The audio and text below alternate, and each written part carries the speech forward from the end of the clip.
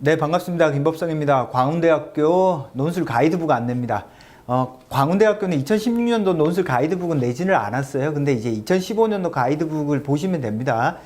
광운대가 작년하고 달라진 점은 최저가 없어졌잖아요. 그죠? 수능 최저가 없어졌습니다. 수능 최저. 물론 전에도 이렇게 수능 최저가 있긴 했지만 그렇게 높은 편은 아니긴 했는데 수능 최저가 없기 때문에 여러분들이 아마 광운대를 목표로 하는 친구들이 많을 겁니다. 근데 광운대 논술 문제는 근데 난이도로 치면요.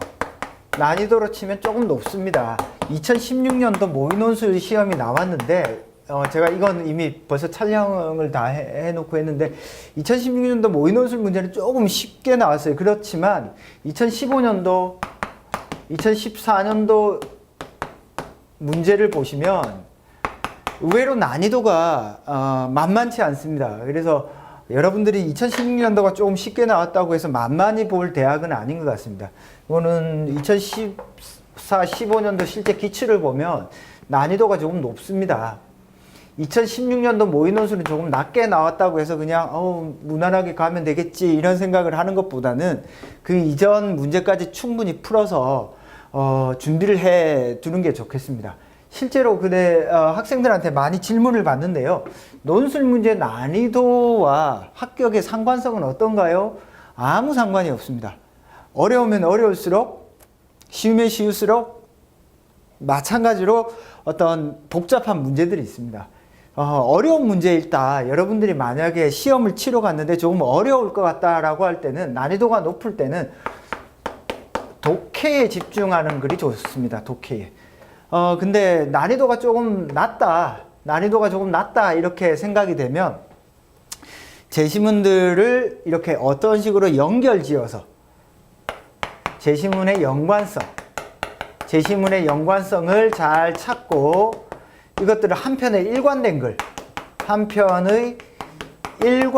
글을 쓰는 게 아주 중요합니다.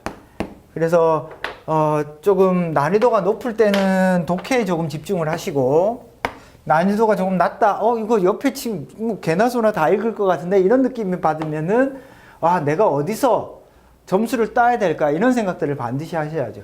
근데 학생들의 특징 쉽게 나오잖아요. 나 잘 썼어 하고 평범하게 쓰게 나옵니다. 근데 그렇게 쉽게 나올 경우에 문제가 쉽게 나오잖아요. 거의 쉽게 나오면은요 99%의 학생들이 거의 똑같은 답안을 냅니다. 진짜로요. 근데 이제 난이도가 어렵잖아요. 그러면은 요 비율이 상위권의 점수 편차가 이렇게 조금 이렇게 촘촘하게 나옵니다. 그렇지만 제시문 문제가 어렵게 나오잖아요. 그러면 상위권이 거의 없어요. 다들 비슷비슷하게 쓴다는 거죠. 그래서 오히려 제가 생각할 때는 문제가 쉽게 나올 때 잘 쓰기가 더 어려워요. 왜냐면 그만큼 깊이 있는 어떤 독해를 하거나 그만큼 뭔가 다른 걸 보여줘야 되는데 그렇게 하기가 쉽지 않다라는 뜻이에요. 자, 그런데다가 광운대는 어떤 특징을 가지고 있죠? 문제가 750자입니다. 750자 플러스 마이너스 50자, 100자인가요? 플러스 마이너스 100자 아니면 50자네요. 플러스 마이너스 50자인데 두 문제죠. 두 문제 2시간입니다.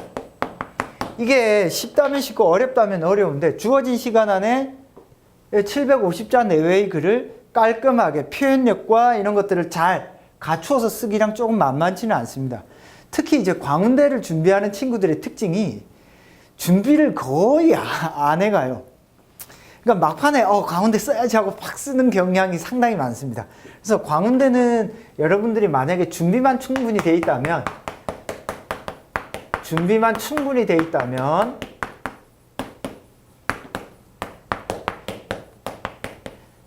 그러니까 연습을 최소한 4-5개 문제, 한 3-4개 정도 문제 풀어보셔야 될 건 2016년도 문제, 2015년도 오전 오후 문제, 2015년도 모의논술 문제 요 4가지는 반드시 꼼꼼하게 퍼펙트하게 풀어보시고요.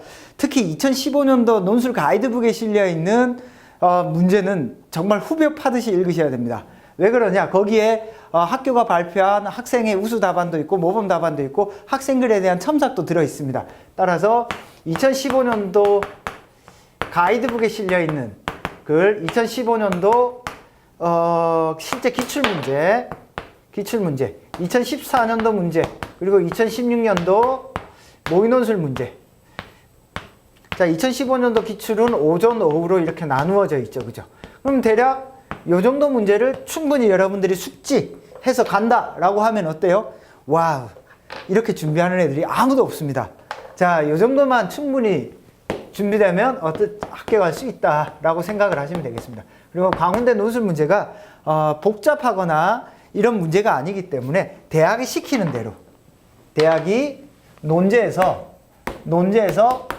대학이 요구하는 것을 정확히 반영해서 대학이 시키는 대로 논제의 순서에 따라 글을 구성. 자, 이렇게 한다.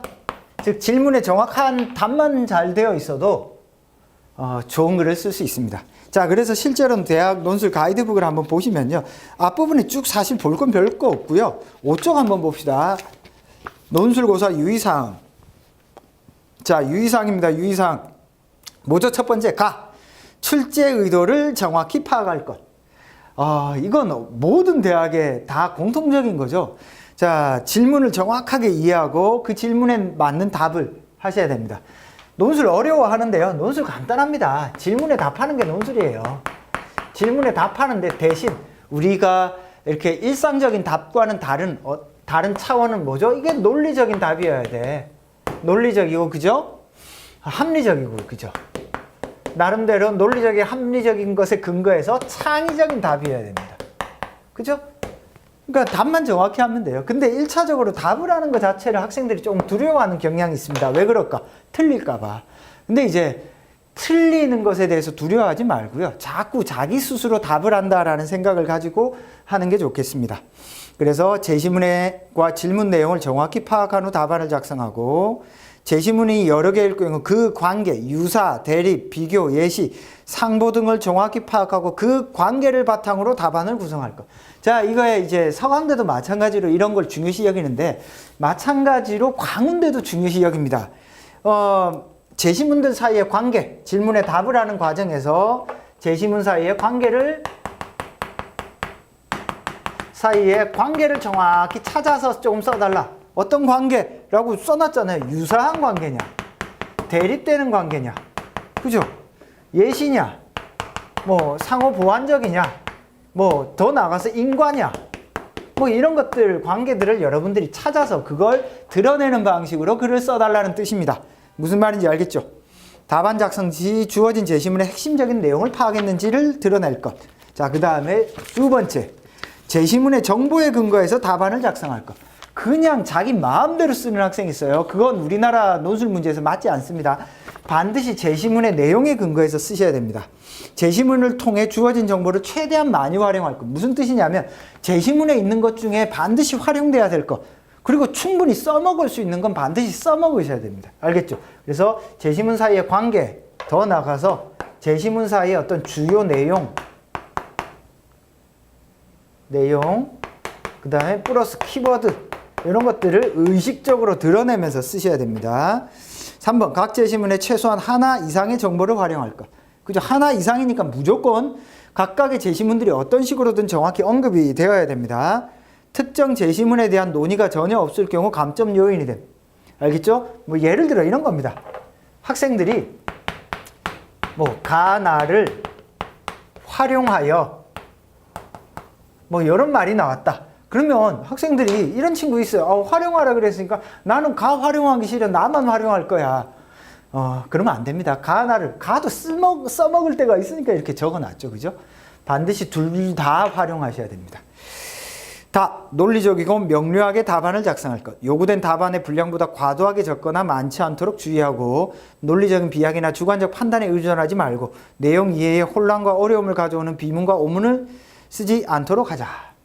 결국에는 간단 명료한 표현입니다. 자, 그래서 요걸 토대로 플러스 간명한 표현. 결국에는 이런 것들이 광운대가 요구하는 어떤 중요한 뼈대라고 보시면 되겠습니다. 간단합니다. 광운대는 논술 문제가 엄청나게 어렵거나 그렇지는 않아요. 물론 막 쉽지는 않은데 어려운 이유가 주어진 시간 안에 퍼펙트한 글쓰기가 어렵기 때문에 요걸 조금 연습하는 게 필요하다는 뜻입니다. 학교가 시키는 대로 딱 쓰는 방법 이런 것들을 빨리 익히실 필요가 있어요. 그래서 논제가 요구하는 순서대로 어떻게 사고하고 어떻게 글을 써야 되는지를 이렇게 체계적으로 좀 연습할 필요가 있습니다. 자, 그러면 그런 체계적으로 연습하는 과정에서 광운대가 중요하게 여기는 것, 질문에 정확히 답하자, 제시문 사이의 관계를 고려하자, 주요 내용과 키워드가 반드시 들어가 있어야 되고 간명하게 좀 표현하자. 이게 지금 강운대가 요구하는 어떤 중요한 포인트입니다. 다른 대학에도 다 들어가는 요소죠. 특히 이제 광운대를 쓰는 학생들에게 중요한 어떤 포인트는요. 요거 플러스 지금 철저하게 주어진 시간에 준비를 조금 많이 하는 겁니다. 준비를 조금 많은 문제를 조금 풀어보면 금방 감을 잡을 수 있습니다. 그래서 두려움을 가지지 마시고요. 여기에 있는 어떤 기출된 문제들만 쭉 풀어도 아마 충분히 여러분들이 만족할 만한 성과를 얻을 수 있을 것 같아요. 그래서 두려움을 가지지 말고 적극적으로 풀어보시고 그 중에서도 2015년도 가이드북은 정말 꼼꼼하게 분석할 필요가 있겠다라고 생각하시면 되겠습니다. 자, 광운대 이제 논술 가이드북을 통해서 어떤 식으로 대비해야 되는지 간략히 설명드렸습니다. 감사합니다.